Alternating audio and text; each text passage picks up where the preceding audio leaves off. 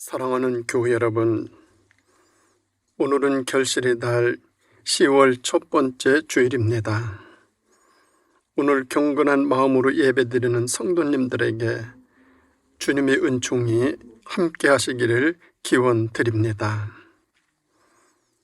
결실의 달 10월에 잘 익은 우리의 믿음의 아름다운 열매들을 풍성하게 거두어 드리는 복되고 은혜로운 일들로 가득하시기를 소망합니다. 부디 환절기에 건강에 유의하시고 항상 평안하시기를 기도드립니다. 오늘 우리에게 주시는 하나님의 말씀은 요한복음 15장 1절에서 8절 말씀입니다. 나는 참 포도나무요 내 아버지는 농부라. 물은 내게 붙어 있어 열매를 맺지 아니하는 가지는 아버지께서 그것을 제거해 버리시고, 물은 열매를 맺는 가지는 더 열매를 맺게 하려 하여 그것을 깨끗하게 하시느니라. 너희는 내게 일러준 말로 이미 깨끗하여졌으니 내 안에 거하라. 나도 너희 안에 거하리라. 가지가 포도나무에 붙어 있지 아니하면 스스로 열매를 맺을 수 없음 같이 너희도 내 안에 있지 아니하면 그러하리라. 나는 포도나무요 너희는 가지라. 그가 내 안에 내가 그 안에 거하면 사람이 열매를 많이 맺나니 나를 떠나서는 너희가 아무것도 할 수 없음이라. 사람이 내 안에 거하지 아니하면 가지처럼 밖에 버려져 마르나니 사람들이 그것을 모아다가 불에 던져 사르느니라. 너희가 내 안에 거하고 내 말이 너희 안에 거하면 무엇이든지 원하는 대로 구하라. 그리하면 이루리라. 너희가 열매를 많이 맺으면 내 아버지께서 영광을 받으실 것이요 너희는 내 제자가 되리라. 아멘.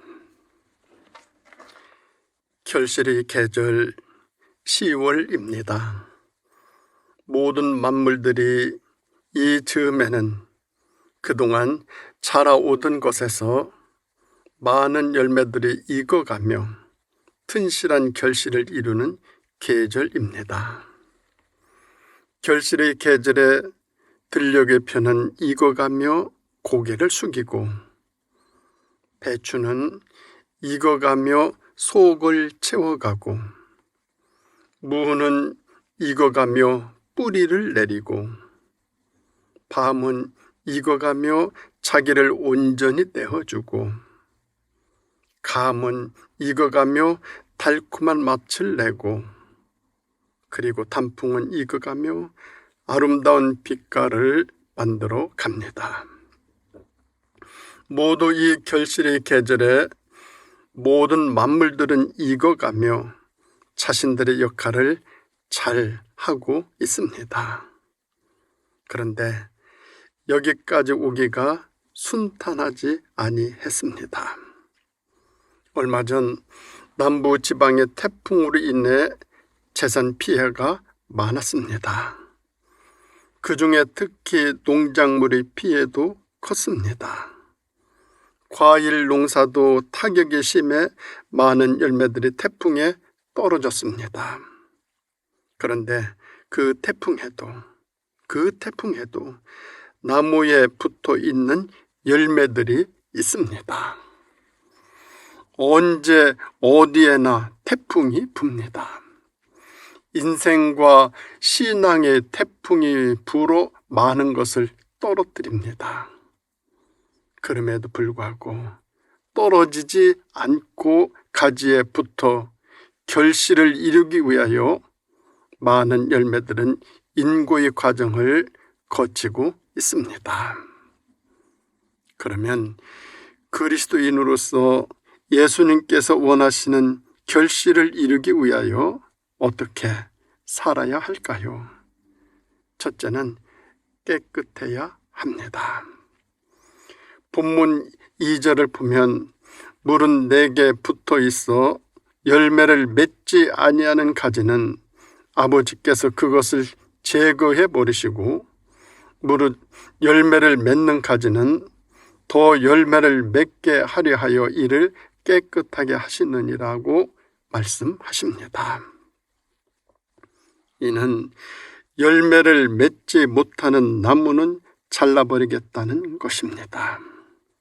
왜냐하면 이 가지는 병충해의 서식처가 될 뿐 아니라 열매를 맺는 가지의 왕성한 성장도 방해하기 때문입니다. 열매 맺지 못하는 가지는 실상은 죽은 상태와 같습니다. 또한 과실을 맺는 가지는 더 깨끗하게 가지치기를 해줍니다. 과실을 더 풍성하게 맺게 하기 위해서는 잔가지의 불필요한 성장을 억제시켜야 합니다. 하나님께서는 이런 가지치기 원칙을 동일하게 적용하십니다. 재해 버리시는 분은 하나님이십니다. 열매를 맺지 못하는 가지는 그 가지뿐만 아니라 다른 가지에까지 좋지 못한 영향을 끼치므로 농부가 그 가지를 잘라주는 것은 필연적인 일입니다. 실제로 가지치기를 해주지 않으면 대부분의 영양분이 여러 가지로 분산되어 버리기 때문에 풍성한 열매를 많이 거둘 수 없습니다. 특히 죽은 가지가 붙어 있을 경우에는 원 줄기에 병균이 생겨 나무 전체를 썩게 할 우려까지도 있습니다. 본문에서 과실을 맺지 못하는 가지는 신령한 열매를 맺지 못하면서도 하나님께 속해 있느라고 자부하는 유대인들을 가르칩니다. 농부의 목적은 단순히 가지를 잘라내는 것이 아니라 다른 가지로 하여금 열매를 더 많이 맺게 하는 데 있습니다. 코끼리는 우둔해 보이지만 생존을 위한 지혜는 가히 경이롭습니다. 코끼리는 더울 때는 귀로 부채질을 하거나 목욕을 하여 더위를 이겨냅니다. 햇볕을 피해 나무 그늘을 찾아 몇 시간이고 꼼짝 않고 서 있을 때도 있습니다. 코끼리의 지혜는 음식 섭취에서도 나타납니다. 이빨을 튼튼하게 하기 위해서 배나무를 즐겨 먹습니다. 단단하고 질긴 통대나무를 으깬 다음 코로 말아 올려 먹기도 하고 그냥 입으로 씹어 먹기도 하면서 부족하기 쉬운 영양소를 섭취한다고 합니다. 또한 아프리카의 건조한 초원지대의 코끼리는 죽은 동물의 뼈를 먹음으로써 부족한 칼슘을 보충한다고 합니다. 그들은 보통 하루에 300kg 정도의 먹이를 먹는데 자신의 몸에 꼭 필요한 영양분을 찾아 섭취한다는 것입니다.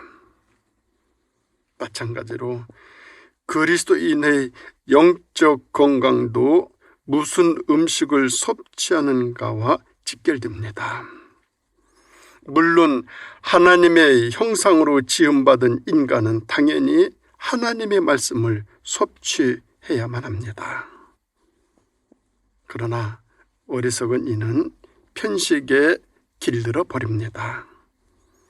어린아이가 밥상에서 편식을 하듯 말씀에 대한 편식을 하는 것입니다. 그러나 깨달아야 합니다.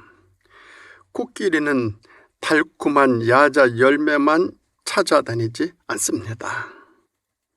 코끼리는 칼슘을 보충하기 위해 억센 대나무를 씹기도 하고 죽은 동물의 뼈를 먹기도 합니다. 우리에게도 때로는 이런 결단이 필요합니다. 세상에서 신앙을 지키며 살아가기 위해서는 세속에 물들지 말고 구별된 삶을 살아야 합니다. 생각이나 말이나 행동이나 삶 전체가 하나님과 사람이 보기에 깨끗하고 거룩해야만 합니다. 악하고 더러운 모든 것을 미련 없이 버려야 합니다. 가지치기를 하는 농부처럼 아낌없이 잘라야 합니다.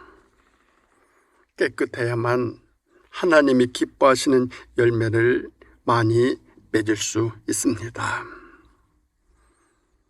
그런가 하면 더 아름다운 결실을 이루기 위해서는 안에 있어야 합니다. 본문 4절 5절 말씀을 보면은 내 안에 거하라. 나도 너의 안에 거하리라. 가지가 포도나무에 붙어 있지 아니하면 스스로 열매를 맺을 수 없음 같이 너희도 내 안에 있지 아니하면 그러하리라.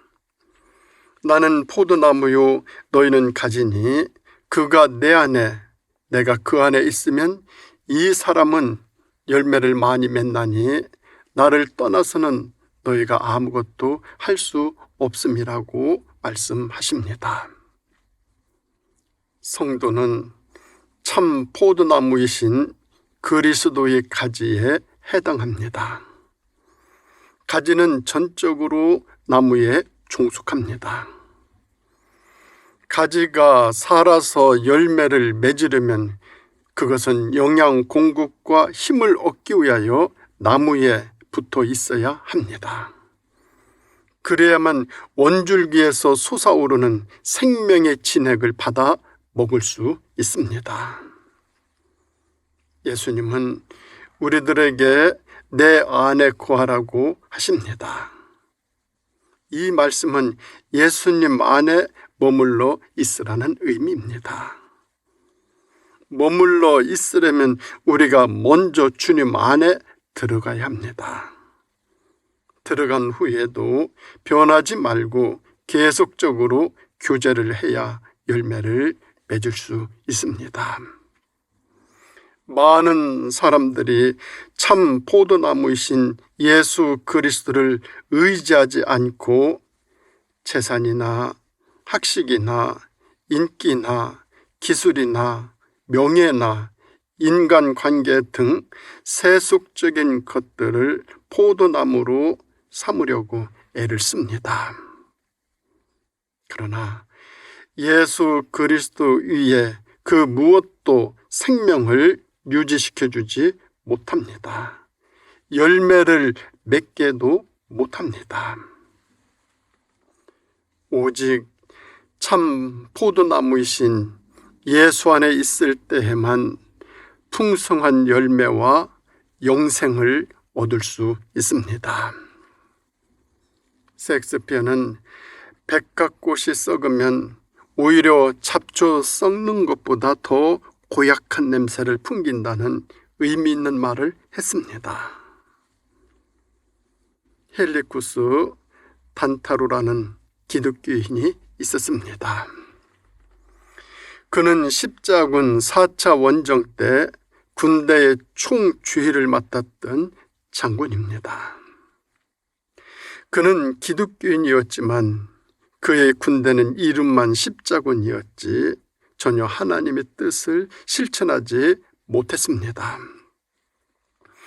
그는 터키를 정복할 때 얼마나 잔인하고 포악하게 행했던지 십자군 원정 이후 터키는 더 이상 복음을 전했던 현장이 아니었습니다. 그곳에서는 더 이상 기독교인들을 찾아보기 힘들게 되었고 거의 모든 터키인들이 모슬렘으로 개종했습니다. 그 이유는 헬리쿠스 단타루 장군이 십자군의 이름으로 너무나 악행을 많이 저질렀기 때문입니다. 우리 그리스도인들은 예수 안에서 살아가는 사람들입니다. 그래서 그리스도 안으로 들어가서 그리스도와 연관된 그런 삶을 살아야만 합니다. 무엇을 하든지 그리스도 안에서 해야만 합니다. 그리스도 밖의 모든 삶은 나무에서 떨어진 가지와도 같습니다.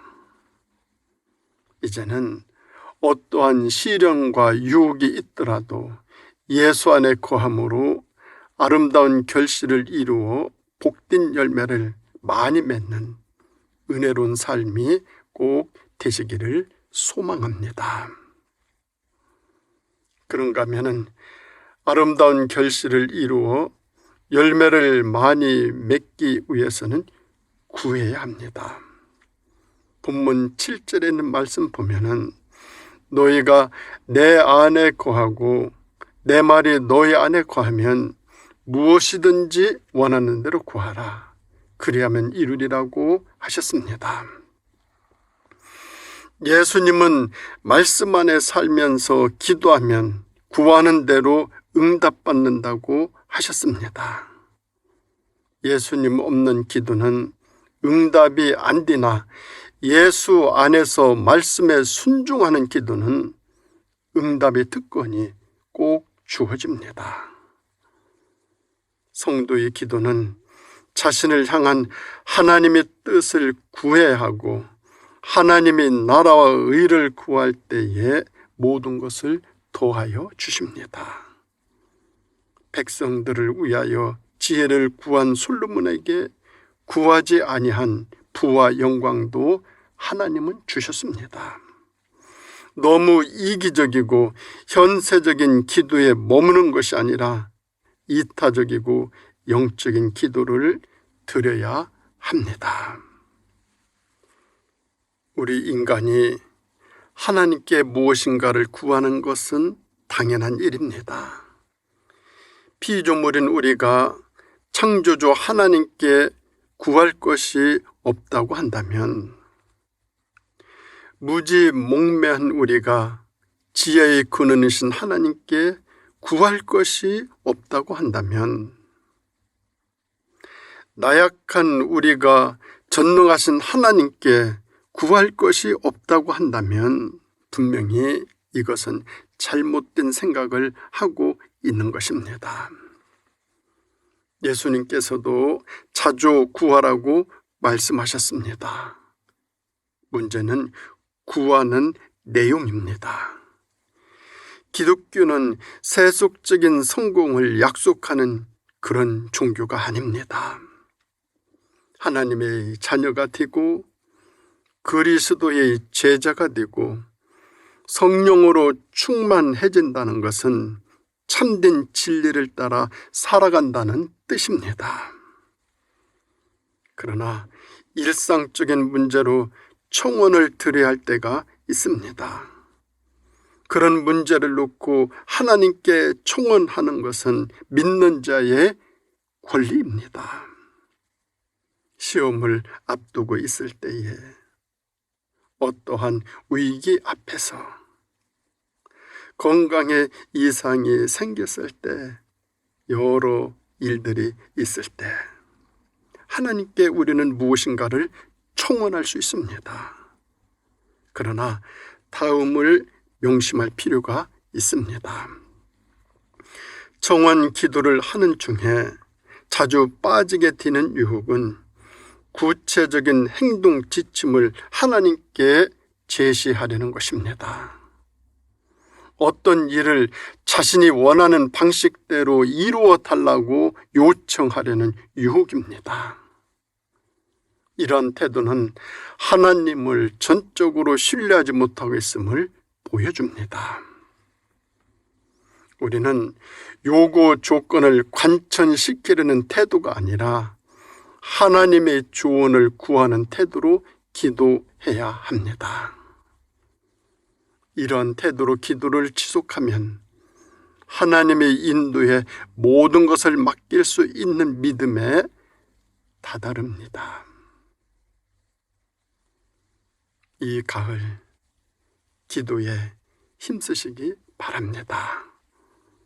하나님은 구하는 대로 이루어 주시는 분이십니다. 결실의 달에 기도의 결실을 이루시고 기도의 복을 받아 풍성한 열매 많이 맺으시기 바랍니다. 사랑하는 우리 성도 여러분, 결실의 계절 10월입니다. 우리 모두 보다 더 깨끗하게 살고 말씀 안에 살고 하나님께 기도 드리면서 영육 간에 복되고 귀한 열매 가득히 맺는 은혜로운 삶이 우리 모두에게 주어질 수 있기를 주님의 이름으로 축원드립니다. 기도드리겠습니다. 하나님 아버지, 감사드립니다. 결실의 달 10월을 허락하여 아름답게 복되게 익은 열매들을 거두어 드리는 축복을 허락하여 주시니 감사드립니다. 살아가는 우리 모두의 삶에도 아름다운 결실을 이룰 수 있는 축복 나리워 주시옵소서. 우리 삶의 자리자리에, 우리 삶의 곳곳에 있는 모든 곳간에 하나님이 허락해 주시는 아름다운 결실의 열매들이 가득 넘치는 축복이 함께하여 주시기를 예수님의 이름으로 간절히 기도드립니다. 아멘.